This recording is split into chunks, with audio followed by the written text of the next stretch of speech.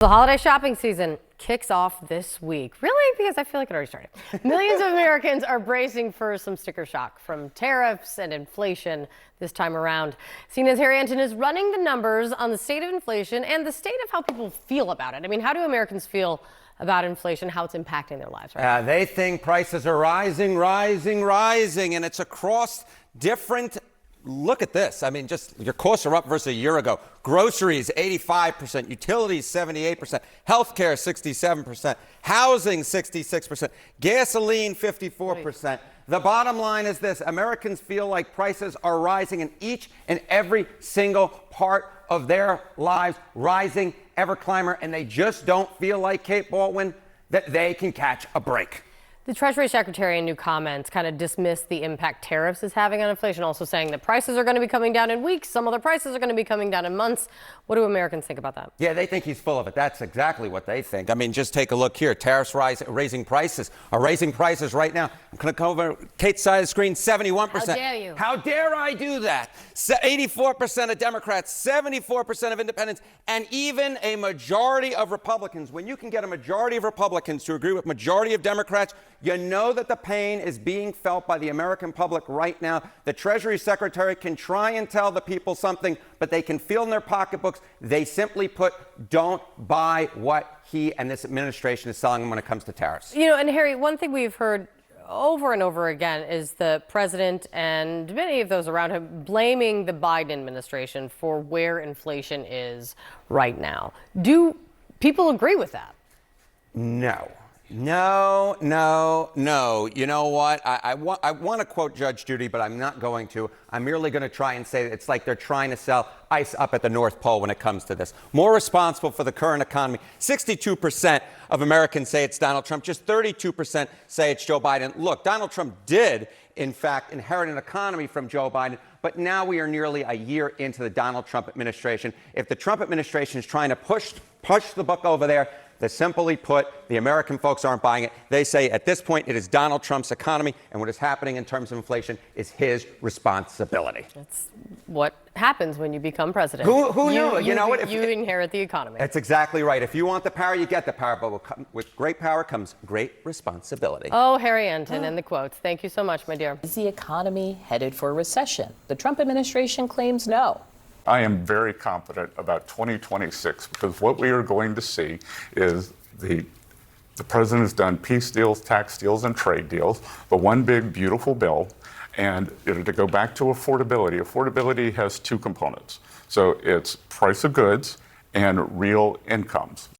Okay, but that's not how you all are feeling about it. Look at this Pew Research survey. It found that nearly 75% believe economic conditions in the country are fair or poor. Cost of living, food prices, high inflation among the issues driving those concerns. I'm going to bring in the group chat now to talk about this. I feel like there's a world of pundits out there already that can talk about the economy. And I bring this up because the White House tends to say the mainstream media is the one that's saying the economy is bad. Yeah, but people feel it in prices. The inflation issue is still a big problem, especially heading into the holiday season where people are planning for their meals. The whole food stamp issue ahead of the holiday season created even more chaos. Ultimately, I think a lot of Americans feel as though the Trump administration came in saying that they were going to do so much better than Joe Biden did on the economy, only to see inflation still high, mortgage rates are still high.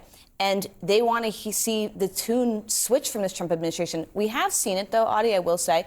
Trump is starting to talk more about the A word, affordability. I thought that's why he was jawboning with Mamdani in such a friendly way, right? Am I making that up? It was part of it, it seems like. Look, Mamdani ran on affordability. That was what it was at the core of it. Everything else that there is to him, democratic socialism, all of us talk about Israel, it was affordability. And that's why he got the response that he did, because New York has gotten more and more expensive. But so has pretty much everywhere else around the country. And it's hard to tell people that they are not spending more money on groceries or on their electric bills or on their healthcare premiums when they are. Everybody knows it. Yeah, in the weeks leading up to the election, I mean, I spent a lot of time out on the road in New Jersey and Virginia just talking to voters about this. And this was by far the #1 issue that people were talking about, you know, especially for folks who maybe took a chance on voting for President Trump and maybe had not either historically voted or didn't vote Republican. A lot of people voted for him because they thought, okay, it's a change. And now it feels like Groundhog Day hearing him say the economy's great, everything's great, which is something that we heard people really push back on and really feel irritated about hearing out of the Biden administration. And I think it's especially tricky because we see people who are rich doing well and doing better. Yeah. And the message that is coming across to some people is, look at this again here. More people are getting, who are rich are doing well. The stock market is doing well. Oh, there's not a recession, but I'm paying more for groceries. I'm paying more for my costs. We've been talking to the CNN business folks. I was talking to them on the podcast as well. And one of the things people are pointing out is there's so much investment in the stock market for AI specifically, to the point where the question is, if you took the AI out of the economy, would we just be in a recession right now? I think people think that AI is holding up the markets right now, and that is a scary thing because if you talk to people in Silicon Valley, they'd say, we've seen this bubble before in the early 2000s, that this is not sustainable growth. The other thing that we can't not talk about here is jobs in AI. You've seen in the past few weeks major corporations announcing huge swaths of layoffs, saying we don't need the same amount of employees, especially at the entry level, than we did before. All of that compounds into this feeling that AI was supposed to be the thing that was lifting up the economy, that was going to make sure we were all okay. And now suddenly, AI is taking our jobs, AI is forcing layoffs, and oh wait, it might be an AI bubble and the stock market will crash. And also AI is making the price of electricity go higher because of the data centers. And at the same time, the people who are running the AI companies are getting richer. The companies are getting better while all these jobs are starting to disappear. I think a lot of these things are in flux, but I'll just add it as we close this. Right now, the administration is looking at regulations for AI and trying to prevent states, right? I'll see it when I believe it. Okay. With us now is Justin Wolfers, professor of economics and public policy at the University of Michigan. And Professor, you have been over the last couple days what I call aggregated. Some comments that you've made on the state of the economy making the rounds all over the internet.